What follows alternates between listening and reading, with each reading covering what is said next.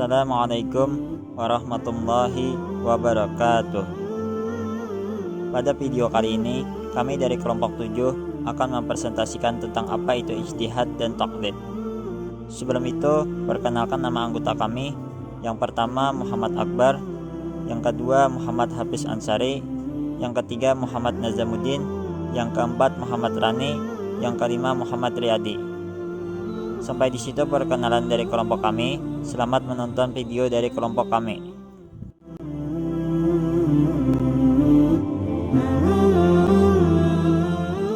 Pengertian ijtihad terbagi menjadi beberapa pengertian menurut etimologi, terminologi, dan umum.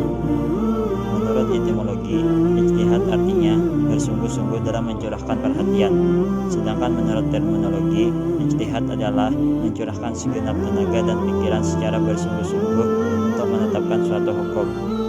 Secara umum, pengertian ijtihad adalah sebuah usaha yang dilakukan dengan sungguh-sungguh untuk memutuskan suatu perkara yang tidak dibahas dalam Al-Quran dan Hadis dengan syarat menggunakan akal sihat dan juga pertimbangan matang.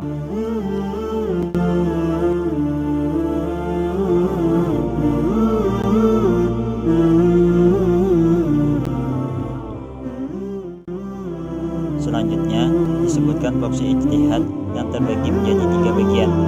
Yang pertama, ijtihad berfungsi terciptanya suatu keputusan antara para ulama dan para ahli agama yang berwenang untuk mencegah kemudaratan dalam penyelesaian suatu perkara yang tidak ditentukan secara eksplisit oleh Al-Quran dan Hadis. Contohnya, di Indonesia dalam penentuan 1 Syawal, para ulama berkumpul untuk berdiskusi mengeluarkan argumennya untuk menentukan 1 Syawal. Juga penentuan awal Ramadan, setiap ulama memiliki dasar hukum dan cara dalam penghitungannya. Jika telah ketemu, maka muncullah kesepakatan dalam penentuan 1 Syawal. Yang kedua, tersepakatinya suatu keputusan dari hasil ijtihad yang tidak bertentangan dengan Quran dan Hadis. Yang ketiga, dapat ditetapkannya hukum terhadap suatu persoalan ijtihadiyah atas pertimbangan kegunaan dan kemanfaatan yang sesuai dengan tujuan syariat berdasarkan prinsip-prinsip umum ajaran Islam.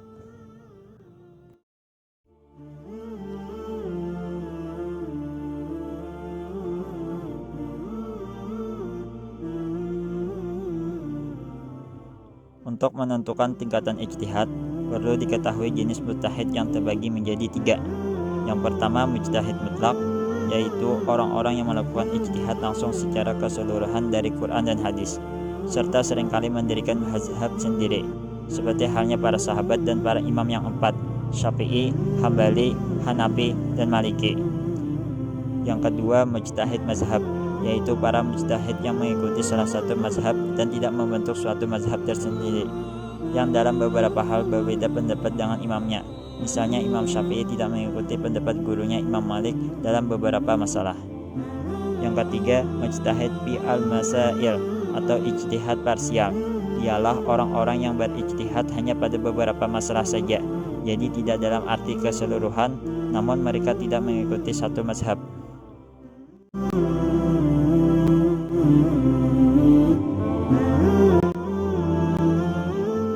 Taqlid menurut bahasa berasal dari bahasa Arab, yaitu qalada yuqalidu taqlidan, yang berarti mengulangi, meniru, dan mengikuti.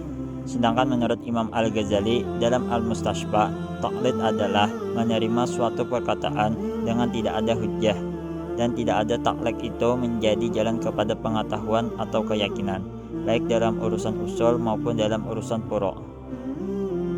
Taqlid terjadi dalam 2 tempat. Yang pertama, seorang yang taklid atau muqallid adalah orang awam yang tidak mampu mengetahui hukum, yakni beristinbat dan istidlal dengan kemampuannya sendiri, maka wajib baginya taklid.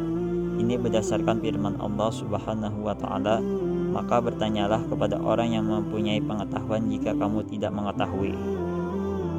Dan hendaknya ia mengikuti orang, yakni ulama, yang ia dapati lebih utama dalam ilmu dan wara'. Jika hal ini sama pada 2 orang, maka hendaklah ia memilih salah seorang di antara keduanya. Yang kedua, terjadi pada seorang mujtahid suatu kejadian yang ia harus segera memutuskan suatu masalah, sedangkan ia tidak bisa melakukan penelitian, maka ketika itu ia boleh taklid. Sebagian ulama mensyaratkan untuk bolehnya taklid. Hendaknya masalahnya yang ditaklidi bukan dalam usuluddin, yang wajib bagi seseorang untuk meyakininya, karena masalah akidah wajib untuk diyakini dengan pasti, dan takdir hanya memberi faedah zon, persangkaan.